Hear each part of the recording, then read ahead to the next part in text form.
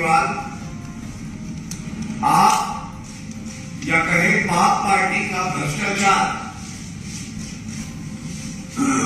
Excise policy जो भी लागू करके वापस ली थी, उसमें हम सब जानते हैं कि जांच एजेंसियों द्वारा गिरफ्तारियां भी हुई हैं और मीडिया के माध्यम से खबर आई है कि एक्यूज नंबर 1 कट्टर बेईमान और राजनीतिक इतिहास में कभी ऐसा होता है कि किसी प्रदेश के उप मुख्यमंत्री मनीष सिसोदिया से कल पूछताछ हुई।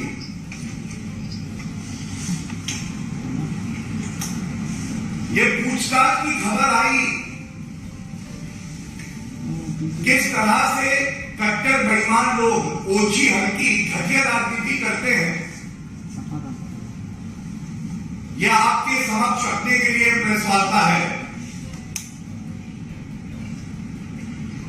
और बड़े दुख के साथ कहना पड़ता है कि अगर देश की जांच एजेंसी आपको पूछताछ के लिए बुलाती है तो इन कट्टर बेईमान राजनेताओं की मोडस ऑपरेंडी क्या है, ये आज साफ हो गया। सबसे पहले तो कुछ माह पहले ही खुद ही कहने लगो कि एक्यूज नंबर 1 की गिरफ्तारी होगी, इस नेता की भी गिरफ्तारी होगी। अगर जांच एजेंसियों से डर लगता है तो भ्रष्टाचार किया क्यों अरविंद केजरीवाल जी, मनीष सिसोदिया जी? और दूसरी बात, आप तो कहते थे कि सतेंद्र जैन कट्टर ईमानदार है। कट्टर ईमानदार है तो 5 माह बीत गए, उसकी बेल क्यों नहीं हुई? अरविंद केजरीवाल अगर कह दे किसी नेता को कि वो कट्टर ईमानदार है तो समझ लेना जनता चीख चीख के कह रही है कि ये कट्टर बेईमान है और वो व्यक्ति जल्दी जेल चला जाता है। जब आपके पास ये नोटिस आया मनीष सिसोदिया जी, मैं ये सवाल पूछना चाहता हूं अरविंद केजरीवाल से और मनीष सिसोदिया से भी।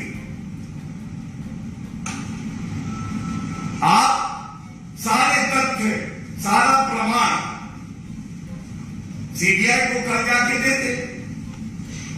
ये दबाव बनाने की राजनीति क्या है? पूछताछ से पहले ही माहौल बना दो, छाती पीटने लगो, और सच क्या है वो भी मैं आपके समक्ष भी रखूंगा। पहले तो एक्यूज नंबर 1 कट्टर बेईमान अरविंद केजरीवाल की सबसे महत्वपूर्ण कठपुतली मनीष सिसोदिया के बारे में बात कर लेते। मनीष सिसोदिया उप मुख्यमंत्री है, लेकिन अगर उनको अरविंद केजरीवाल का भ्रष्टाचारी कलेक्शन एजेंट कहा जाए तो गलत नहीं होगा। मैं पुनः कह दूं, उप मुख्यमंत्री कम है क्योंकि जनता की सेवा नहीं करते हैं, लेकिन किंग पिन अरविंद केजरीवाल के भ्रष्टाचारी कलेक्शन एजेंट जरूर है। और उनके ट्वीट में आज उन्होंने लिखा, मेरे घर पर 14 घंटे सीबीआई रेड कराई, कुछ नहीं निकला। मेरा बैंक लॉकर तलाश है, उसमें कुछ नहीं निकला। मेरे गांव में इन्हें कुछ नहीं मिला। अब इन्होंने कल 11 बजे मुझे सीबीआई मुख्यालय बुलाया है, मैं जाऊंगा और पूरा सहयोग करूंगा। मनीष जी, मैं जाऊंगा? एहसान कर रहे हैं आप जांच एजेंसी। संगीन अपराध किया है आपने, प्रथम दृष्टया एफआईआर में एक्यूज नंबर 1 है, मैं जाऊंगा। जैसे आपके पास कुछ और करने के लिए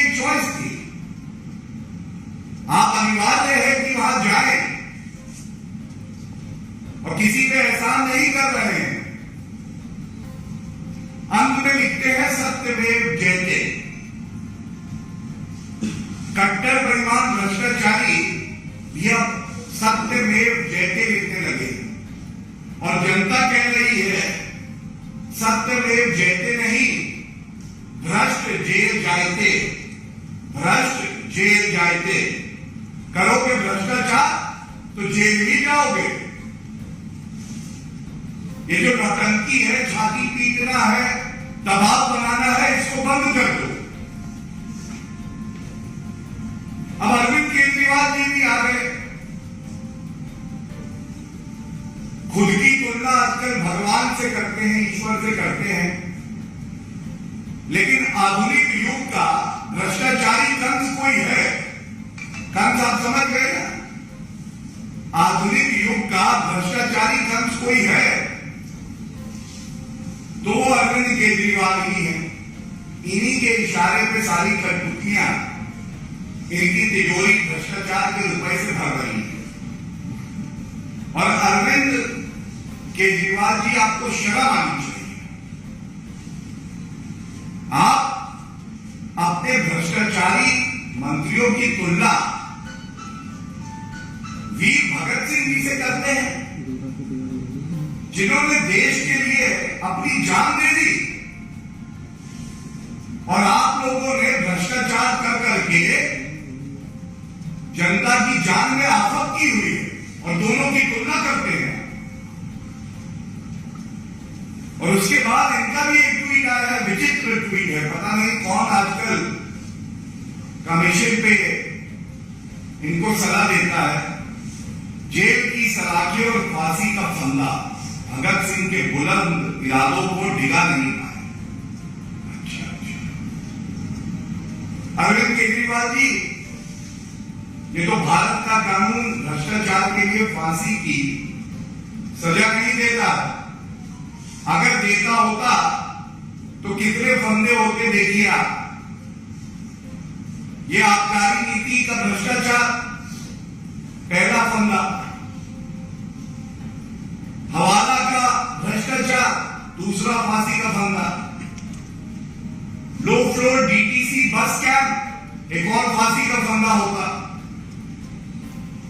वक्फ की जमीन भी आप बेच के वहां भी घोटाला करते हैं कट्टर बेईमान अरविंद केजरीवाल, एक और फांसी का फंदा।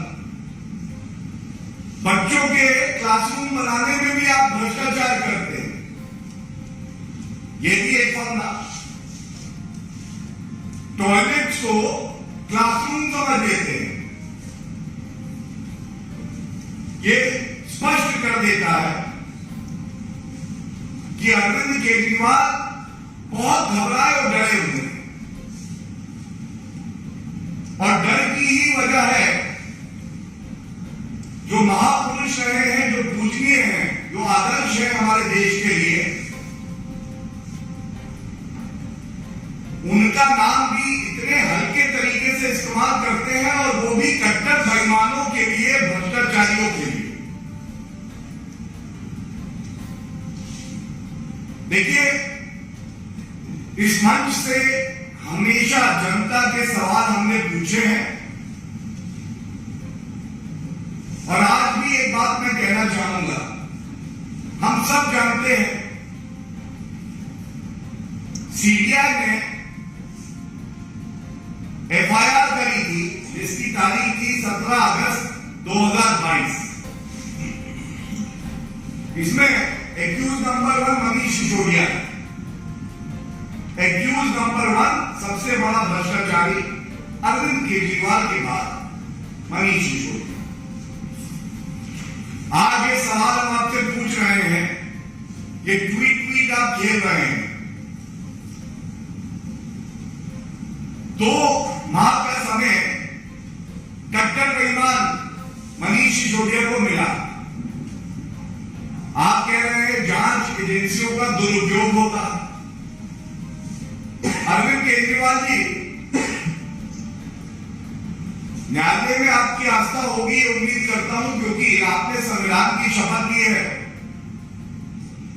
ऐसा क्यों है कि 2 महीने बीत गए, लेकिन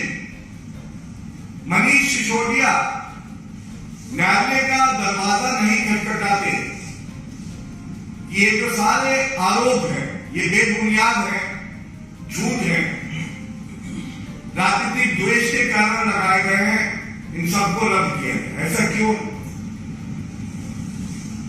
अगर आप वाकई ईमानदार होते तो किसी भी ईमानदार नागरिक की तरह जब उसको प्रताड़ित किया जाता है तो सबसे पहले वो न्यायालय जाता है और न्यायालय गुण दोष के आधार पर फैसला देता है कि मुकदमा चलना चाहिए या नहीं। लेकिन आपने ऐसा नहीं किया। तो सारे संकेत यही कह रहे हैं कि जब आबकारी नीति की बात होगी, जिसको आप कहते थे बड़ी अच्छी नीति है, और उसके बाद उसको वापस ले लिया, जिसमें हमने आपसे सवाल पूछा कि आपने अपने मित्रों के साथ जो भ्रष्टाचार किया, कमीशन को 2% से 12% करके और किक बैक लिया। Arvind Kejriwal Rana Prasad to the kick back and the people of Delhi are disappointed and they will teach you a lesson. आज ये मुख्य मुद्दा आपके समक्ष रखने के बाद मैं एक बात और कहूंगा। अरविंद केजरीवाल जी, आपके आदर्श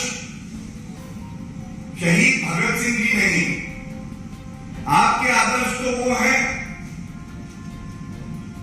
जो चुने हुए प्रधानमंत्री जी को आपके इशारे पे गाली देते हैं, नीच कहते हैं।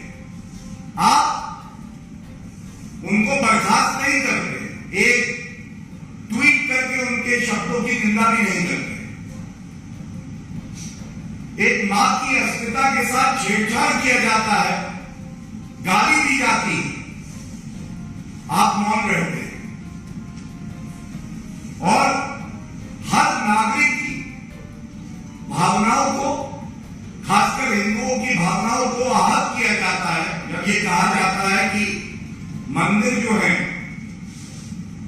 वो महिलाओं को शोषित करने का अड्डा है। और उसके बाद अगर ये कहा जाए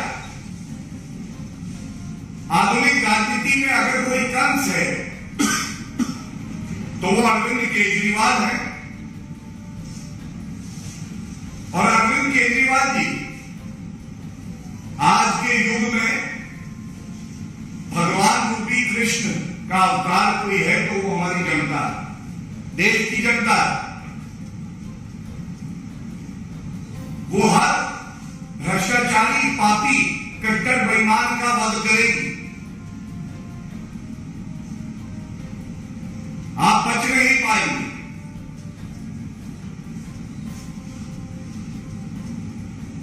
बस अंत इस बात से करूंगा, जांच एजेंसियों पर दबाव मत बनाइए, गलत बयानी मत करिए, खुद को सर्टिफिकेट देने की मशीन मत बनिए। इस देश में न्यायालय है, वो इंसाफ करते हैं, देश की जनता है वो आपका भ्रष्टाचारी रूप देख रही है। और अंत करूंगा इनके लिए कह के, जैसे जैसे सीबीआई का फंदा कसे, जैसे जैसे सीबीआई का फंदा कसे, अरविंद केजरीवाल भ्रष्टाचारी की राजनीतिक जमीन धसे। और इसीलिए आप तथ्यों पे ना बोलकर अनर्गल बातें करते हैं, जांच एजेंसियों पे दबाव बनाते हैं, और जितने आपके नेता हैं आप ही के इशारे पे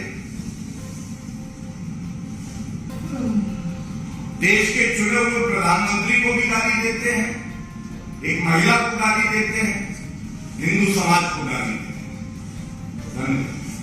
कोई प्रश्न हो?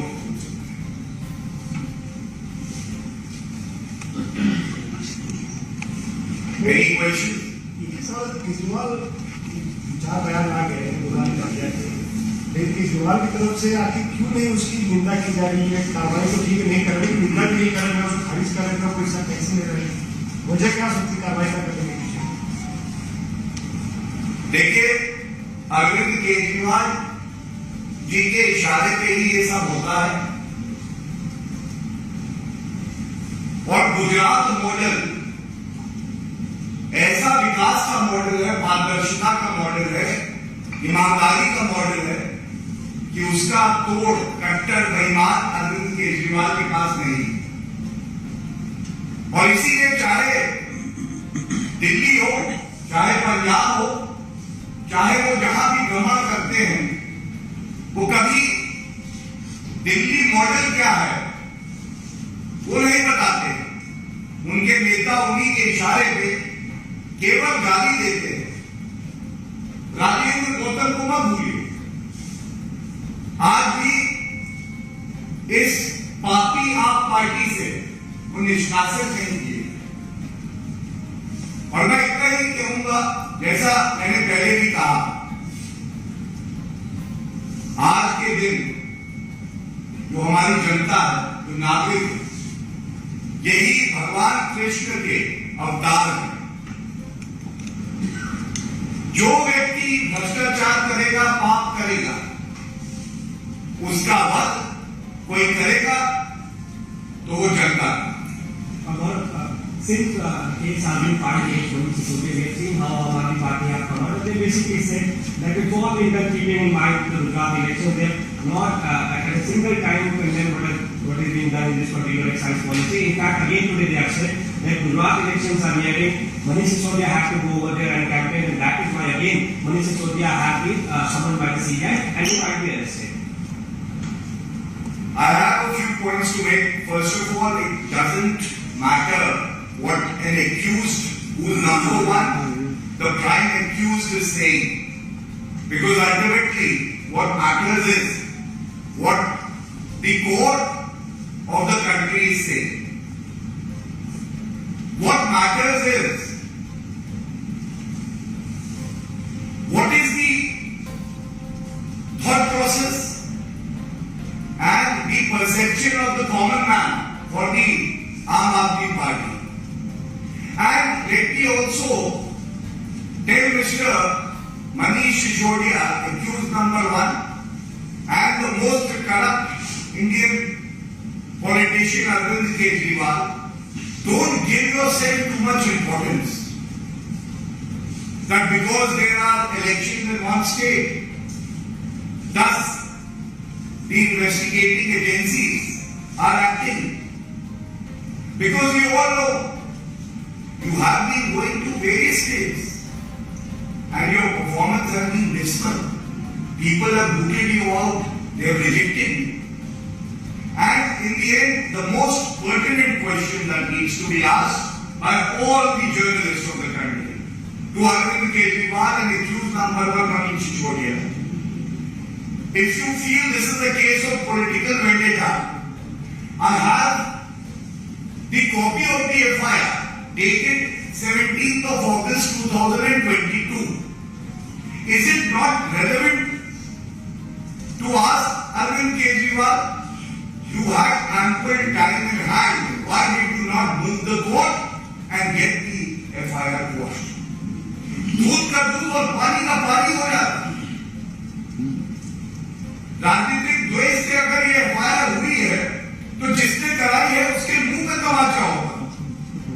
लेकिन आज मुंह पे तमाचा उसके नहीं है, क्योंकि अगर ये FIR हुई है तो इसमें तथ्य है, प्रमाण है, प्रथम भ्रष्टाचार और आपके मुंह पे भ्रष्टाचार की कालक। मैं संपादक योग दर्पण तिलकराज जैन बोल रहा हूँ। ये जो आपके पाप हैं, इन सब चीजों को विभिन्न राज्यों में चुनाव के अंदर जब केजरीवाल एंड पार्टी वहाँ अपना झूठ बोलते हैं तो उस वक्त वहाँ पर इन चीजों को जनता के सामने पड़ जाते और आपके पाप को वहाँ पर स्पष्ट किया जाना चाहिए। देखिए, आपकी जो बात है, आपका भाव है, मैं एक बात जरूर कहूंगा, ये पापी आप कई प्रदेशों में चुनाव लड़ने गई थी, जमानत जब्त होगी, और ये स्वयं को बहुत महत्व देते हैं, लेकिन आम जनता की आंखों में आज ये भ्रष्टाचारी है, कट्टर बेईमान है। और आप सब जानते हैं कि आदरणीय प्रधानमंत्री जी के नेतृत्व में जो सरकार है, भ्रष्टाचार के प्रति उसकी पॉलिसी है जीरो टॉलरेंस फॉर करप्शन। एक पापी को ऐसा लग सकता है कि वो कानून से ऊपर है, लेकिन कानून के सामने ये भ्रष्टाचारी बहुत छोटे हैं और कानून के तहत ही इनको सख्त सजा होगी, इस विश्वास से हम ये मुद्दा उठाते हैं।